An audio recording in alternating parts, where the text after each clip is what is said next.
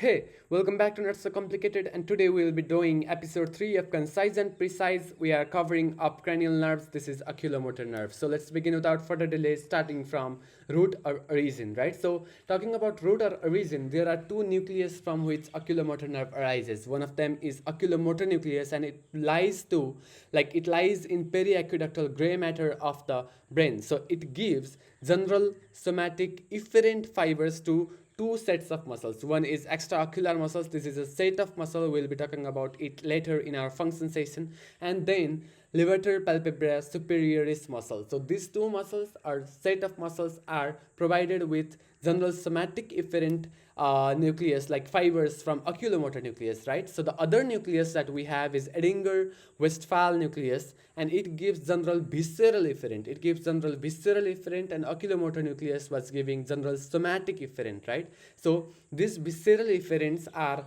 usually useful, functional for pupil constriction and lens accommodation, right? So these two nucleus collectively get inputs from three different regions actually, and these are superior colliculus, vestibular nuclei, and pretectal nucleus. So one of them, like superior colliculus, is related to eye movement coordination, vestibular nuclei is related to gaze stabilization, and pretectal nucleus for pupillary reflex. So let's just talk about the course of the oculomotor nerve. So we'll be dividing this into four parts, right? So first part is intracranial course. In the intracranial region, what actually happens is that this oculomotor nerve, the combined form of the fibers from oculomotor nucleus and Edinger-Westphal nucleus, they emerge from the interpeduncular fossa on the midbrain's ventral surface, and then they pass between the posterior cerebral and superior cerebellar arteries.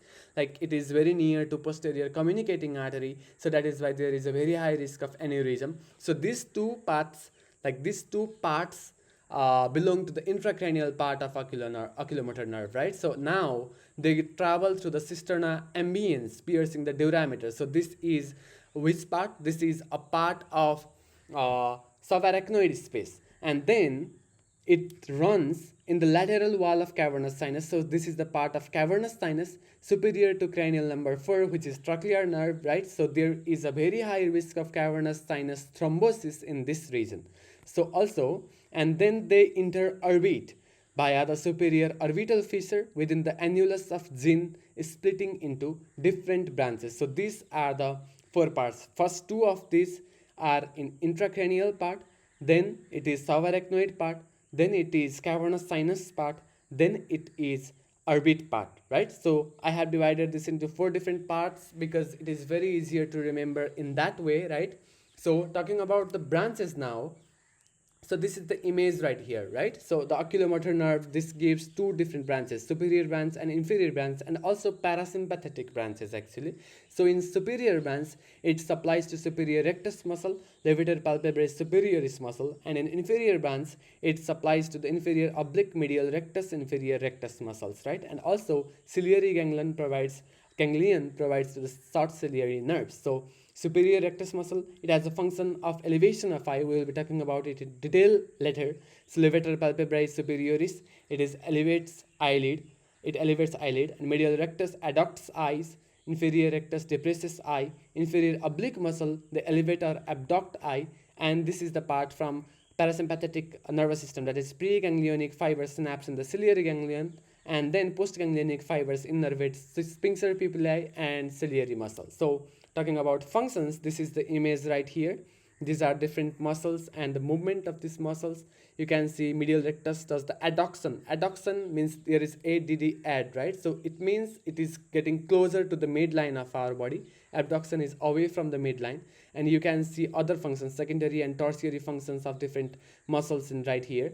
So this is for the test of the muscle. So oculomotor nerve palsy is seen in there are three nerve tests in here, right? Third nerve palsy, right? Fourth nerve palsy, and sixth nerve palsy. That is oculomotor, then trochlear, then abducens, right? So we will be talking about this first one here. So when the patient is looking sideways, there is a smaller angle of horizontal squint in there, you can see. And in forward way, there is right eye turns upward and outward. And in the other side, it is unable to adduct right eye. That is the medial movement of the eyeball is not being able to be done in there, right? So larger angle of squint, double vision further apart is there. So we'll be talking about lesions now. So the causes can be pupil involving or pupil sparing actually. So pupil involving causes are posterior communicating artery aneurysm, that is compression, trauma or tumors, and pupil sparing causes are that microvascular ischemia, that is diabetes, hypertension, sparing parasympathetic fibers actually. And the effects of these causes is clinical triad of lesions, that is ptosis, diplopia is double vision, ptosis is the like expulsion of the eye kind of thing, and mydriasis is the dilatation of eyes actually, right? And the other signs of effect is that loss of accommodation, blurred near vision, and divergent strabismus. And to compensate that, head tilt is the common sign in the patient actually. So that is all about oculomotor nerve, and I hope this helped you. Subscribe for more clinical pulse. Thank you for staying with me.